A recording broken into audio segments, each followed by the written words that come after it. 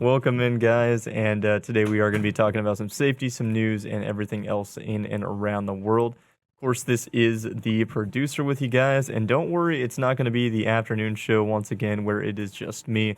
So for all of you guys who are hopping off the show, don't worry, it's not the case. In fact, we have two of our hosts who join us quite often here. And Dave and Double Check Dale, how are you guys doing this morning? Hey, good morning. I like how you opened up the show a little bit, having a few technical difficulties this morning. But man, what exciting to be here. BCB Live, the safest station in the nation. Double Check Dale, Drive Safe Dave, along with the producer, and we are on Tuesday, right? How are you doing this morning? We are live Tuesday morning, all in the studio now. Tuesday morning.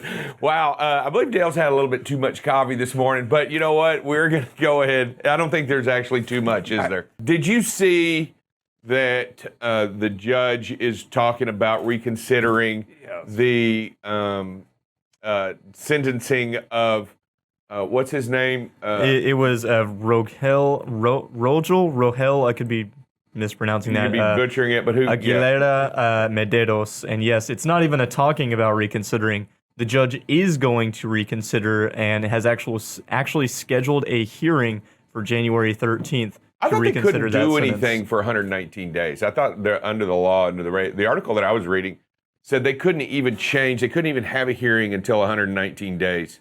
Judge Bruce Jones scheduled a hearing for January 13th to reconsider the sentence, which was considered an unusual request, but he has scheduled it, and it should be going, like I said, January 13th. I'm not sure if they ever actually pushed it through, and maybe that's why. I don't know what technical law loophole they were able to get it through, but they are going to be reconsidering on January 13th. And it's actually really impressive how many people have showed out their support for this driver. I mean, it's not just truck drivers. I mean, there's people all around the country who are Kim Kardashian talking about this. Yeah, yeah, we got Kim Kardashian. I mean, we got and I think there was in what I had read that there's almost 5 million people that had already signed the petition, which is a pretty big number that's a large number. That is a large number. However, not all 5 million are Colorado voters.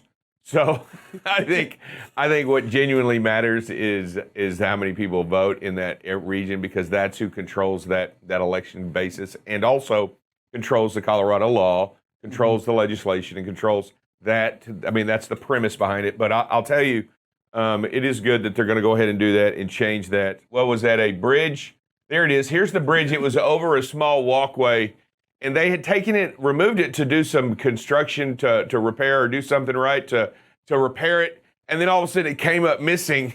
And somebody had hired a truck to come in, scoop up this bridge, and then take it away. And they were dismantling it and using it and selling it, and basically just stole the bridge. So the guy's actually getting charged for theft of a bridge. And, it was a 63-year-old man in I believe Ohio.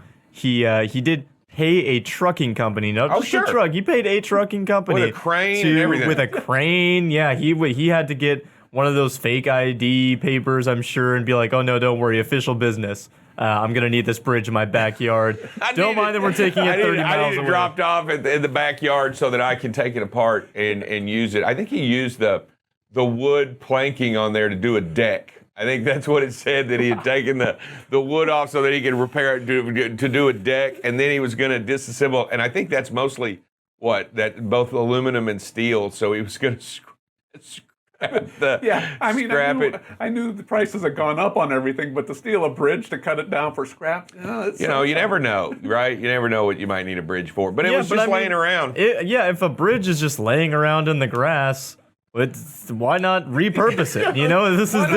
We're using the resources that are given to us. It's not yours. I mean, okay, it's my tax money. It's my tax money. It's our tax money. Then I'm going to build us a nice deck, and you're more than welcome to come visit at any time. Come over and hang out on the barbecue and enjoy that. Is that what you're saying? Yeah, Across the bridge.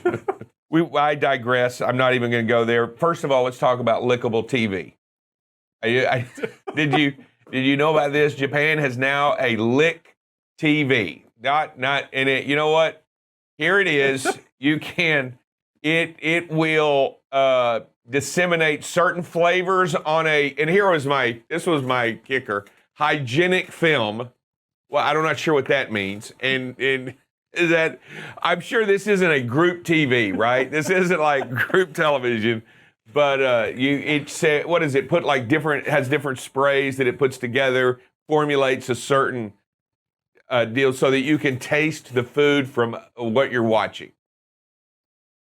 This sounds wrong on so many levels. No, it's a way to bring people together. That was the whole thing. Was they wanted people to be. I think this is great technology, but the human spirit, there are people out there that will take this to the wrong extreme. I'm just telling y'all. And I think you're the person taking it to the wrong extreme right now. I'm excited because I can taste this. It's a multi-billion-dollar industry, and I'm the only dude that thinks. Okay, well, I'm not thinking about that. I'm saying, hey, man, if I can turn on Food Network and just know what it tastes like, that's awesome. Yeah. And you know, I like what you guys are saying, that even if you had it, doesn't mean you can't get it. And you know what? There was something very similar that happened up in Illinois recently where, you know what? They just thought they didn't have it. No way they can't get it. So a fire department up in Illinois decides that they need a new fire chief because they have been they have a vacuum of power up in their spot, and they're like, you know what? What better person to hire than a convicted arsonist? Because you know what? We're a fire department. We see fires all the time. No way that we can actually have fires within our own precinct. So they hire a convicted arsonist as their fire chief, and of course, the rest of the fire department was not too happy about that. But now they're being led by a convicted arsonist. Who, what better person to put out a fire than somebody who knows how to start them? You know. I will tell you that there was I think that he was pardoned, full pardon, which erases his conviction completely from record. But I will tell you, sometimes it takes a thief to catch a thief. Have you ever heard of that? In this first one, we start out really good in this one, and then for whatever reason, we close in really fast, and we're tailgating here. We just don't know if we got distracted and closed in, and then we back off a little bit or what's going on, but we just have to maintain that space at all times and be aware of our surroundings and not get distracted, not let something like this happen when we crawl up on the back of somebody. Because right now, if that four-wheeler taps his brakes, we have no place to go. Yeah, that looks a little bit like an incline too. Yeah. Like they may have not gotten onto the pedal, not have feathered the pedal at all. It happens. They get distracted, and then they're not watching, and so they reduce speed on an incline. And you're trying to keep your RPMs up. But way too close, can't get this close, and now you've put yourself in jeopardy. What we got here, intersections are dangerous, and those flashing lights that we just saw going past, there's a tip-off that we're coming up to an intersection with a traffic light. And the driver in this video does a great job of getting stopped for it. However, the one in the other lane, I think, what the heck, I'm going for it. It doesn't look like he even slows down or taps the brakes at all and goes right through it. It's way yellow and it's red by the time it gets through. Oh no, he gear jammed that. he gear jammed that truck. That dude was right when he saw this flashing yellow light, he had already put it in the that is my point of no return. That's what he said. You know what? Those flashing yellow lights do mean that the light's fixing to change and that you need to stop and be wary. That's what they're there for. They're there to warn you so that you have plenty of time to make this intersection safe. Yeah. Doing this right here does not make the intersection safe, passing through there like that. Yeah. Good job by our driver. Yep. Road conditions here, they're wet. We need to be going, we need to make sure we're going at speed that we can get stopped when the light changes. And driver was not. The driver was not going the speed where he could get stopped and decided that it was safer for him or better for him to go through this red light. Just cannot happen. We need to make sure, we talk about stale green lights. We talk about slowing and making sure that we're driving to the road conditions and the weather conditions. And so when something like this happens, we can get stopped. That's what we have to be able to do.